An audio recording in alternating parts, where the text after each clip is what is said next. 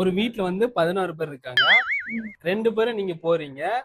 அந்த வீட்ல ஒரு கொலைகாரன் வந்துட்டு 3 பேர்த்த கொலை பண்ணிட்டான். இந்த வீட்ல மொத்தம் எத்தனை பேர்? 14. 14. 15. 15. எப்படி இவ்வளவு ஸ்மார்ட்டா 2 பேரும் ஆன்சர் பண்ணீங்க? ஏன் அறிவிக்கலாம் துபாயில? கரெக்ட்டா? கரெக்ட். ஆனா தப்பான ஆன்சர். 16 பேர் இருந்தாங்க. கொலைகாரன் ஒருத்தன் வரான் 19. அன்னைக்கு காலையில 6 மணி இருக்கும். 3 மெம்பர்ஸ் கொன்னுட்டாங்க அப்படின்னா 16. ஐயோ மீண்டும் மீண்டுமா?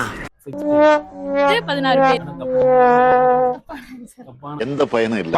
அவ்வளவுதான், வேற எதுவும் இல்லப்பா. அவருக்கு 3 பேரை கொன்றுவாரா? இது வாய்ப்பாடு ஒப்பிக்கிற மாதிரி ஒப்பிச்சிட்டு இருக்கா? எங்களுக்கு தெரியல, உங்களுக்கு தெரிஞ்சா கமெண்ட்ல சொல்லிருங்க. உங்களுக்கு தெரிஞ்சா கமெண்ட்ல சொல்லுங்க. தூங்கி எந்திக்கிறீங்க, காலையில வெளியே வந்து பாக்கீங்க யாருமே இல்ல. யாருமே இல்ல.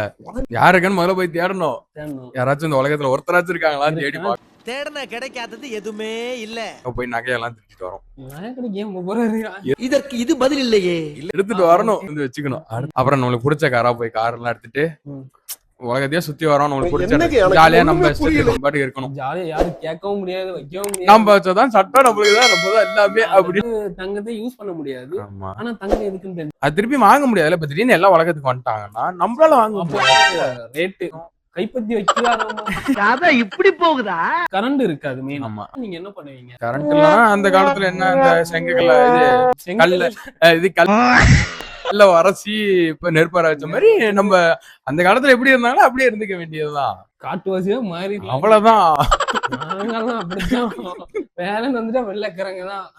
510 உள்ள பாலம் ஒண்ணு இருக்கு.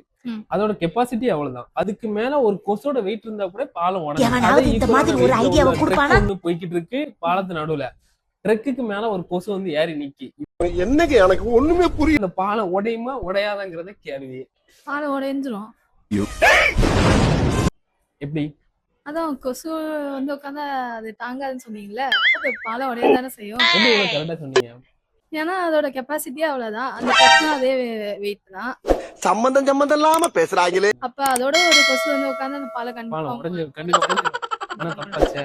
தப்பா? ஆமா, இல்ல கொசு பறந்து போயிருக்காங்க. நீ என்ன சொல்ற? சீக்கிரம் சொன்னீங்க பாலத்தை காப்பாத்தணும். உடையாதுன்னு நினைக்கிறேன். அவரே கன்ஃபியூஸ் ஆயிட்டாரு. அதனால உடையாதுன்னு நினைக்கிறேன். எனக்கு தெரியல. உங்களுக்கு யாருக்காச்சும் இதுக்கான ஆன்சர் தெரிஞ்சுன்னா கமெண்ட் பண்ணுங்க. உண்மையான பாஸ் யாருன்னு கண்டுபிடிக்கணும். எப்படி கண்டுபிடிப்பீங்க? ஆன்சர் 2. ஆன்சர் 2. இதற்கு இது பதில் இல்லையே. அவன் கட்சிக்கு அப்படி இல்லாத மாதிரிலாம் இருக்கான். அவனுக்கு ஏன்னா வந்து கம்ப்யூட்டர் வந்து அவங்க சைடுல கம்ப்யூட்டர் அவன் சைடுல இருந்து அவன் தான் வந்து பாஸ் ஆயிருமா? அவன் வந்து இங்க ஏதோ பேப்பர் போடுற மாதிரிலாம் இருக்கான். அப்பதான் வேலை கிடைக்கும். நம்பர் 1. நம்பர் 1 ஏன்னா பின்னாடி இங்க பாருங்க கோட் இருக்கு பாருங்க. அப்ப ஆல்ரெடி போட்டிருக்கானே. அப்ப அது கடை வாங்கி போட்டுருப்பானோ? காமெடி பண்ணாத.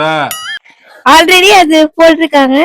இவங்கிட்ட மாட்டிக்கிட்டு லூசோட ஊரு போய் சேர்றதுதான் நல்லது. அப்ப வந்து நம்பர் 2 தான். எப்படி இவ்வளவு கான்ஃபிடன்டா சொன்னீங்க? ஸ்டைலா உட்கார்ந்துருக்காங்க. என்னைய வச்சு ஒன்னும் காமெடி பண்ணலையே. ஹேண்ட்ஸமா இருக்காப்பா, அவன் தான்ப்பா பாஸ்.